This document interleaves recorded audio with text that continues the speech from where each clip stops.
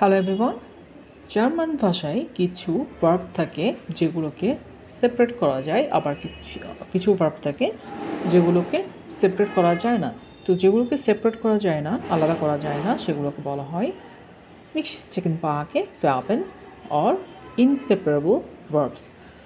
এই ভার্বগুলো সাধারণত কি হয়, মূল শব্দের সাথে, মূল শব্দের পূর্বে কিছু উপসর্গ যেমন প্রিফিক্স এগুলো যুক্ত হয়ে থাকে। এবং দেখুন এখানে সংজ্ঞাগুলো লেখা আছে। So the prefix always stage attached to the main verb, অবশ্যই মূল ভার্বের সাথে যুক্ত থাকবে এবং দুইটা শব্দ একত্রে যুক্ত হয়ে একটি নতুন শব্দ তৈরি করবে।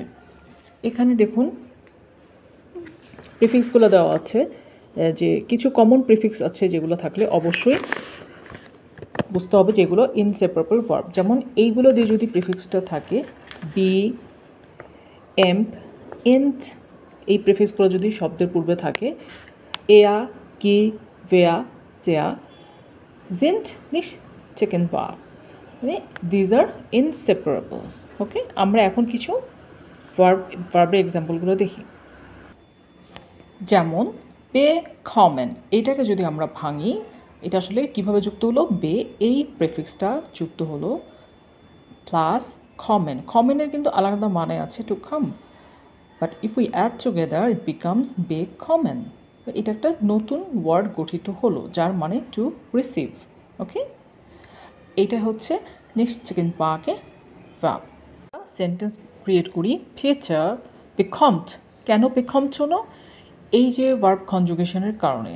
সো বিকমেন আমার মূল ভার্ব এবং এইটাকে যদি আমি ভার্ব কনজুগেট করতে চাই, so for verb conjugation for বিকমেন ইজ বিকমড, for Peter for third person singular number, and einen Apfel। Okay, ein Apfel, অ্যাপেলের হচ্ছে জেন্ডার মাস্কুলিন, সো নমিনেটিভের ক্ষেত্রে আইন, এবং যখন অ্যাকুজাটিভ হয়ে যাবে, কারণ এখানে এটা অ্যাকুজাটিভ, সাবজেক্ট হচ্ছে Peter, this is nominative, und this is অ্যাকুজাটিভ।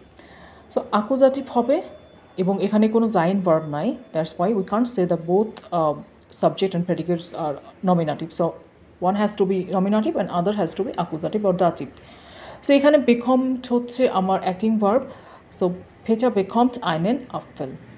Peter receives an apple.